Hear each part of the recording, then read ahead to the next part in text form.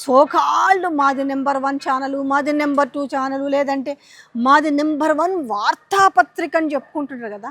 మరి ఇవాళ ఏమైంది? ఆ నెంబర్ 1 అని చెప్పుకునే వాటికి ఇవాళ సిగ్గు శరమం లేదా? నేను చెప్పేది సోకాల్డ్ నెంబర్ 1 అని చెప్పుకునేటోళ్ళకు ఎందుకు మరి ఈరోజు ఈ వార్తను ప్రచురిస్తలేరు? ఈ వార్త గురించి ఎందుకు చెప్తలేరు? సరే, ఓకే, చట్టాన్ని ఎవరు కూడా ఎవరి చేతుల్లోకి తీసుకోవద్దు.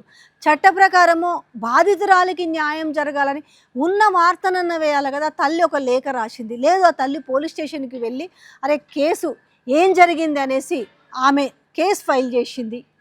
ఇవన్నీ అయితే మనకు వార్తాపత్రికలు దేనికి? సమాచారాన్ని చేరవేయడానికే కదా. అంటే మీకు ఇది సమాచారం లాగా కనిపించలేదా?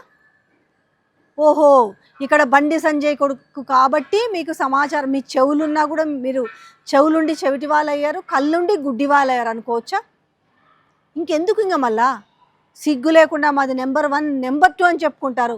ఒక్కసారి మొన్నటి పత్రికలు ఈరోజు వచ్చిన డైవర్షన్ పాలిటిక్స్లో జరిగిన, ఈరోజేమో కేటీఆర్కి ఏసీబీ నోటీసులు అంటే తాటికాయంత అక్షరాలతో రాసినప్పుడు అరే మనం మన ఈ వార్తని ఇయ్యలేకపోయినామే, మనం ముఖం ఏడబెట్టుకోవాలని కొంచెమన్నా ఉండాలి కదా. మనం ఏం తింటున్నాం? అశుద్ధమైతే తింటలేం కదా. కరెక్టేనా?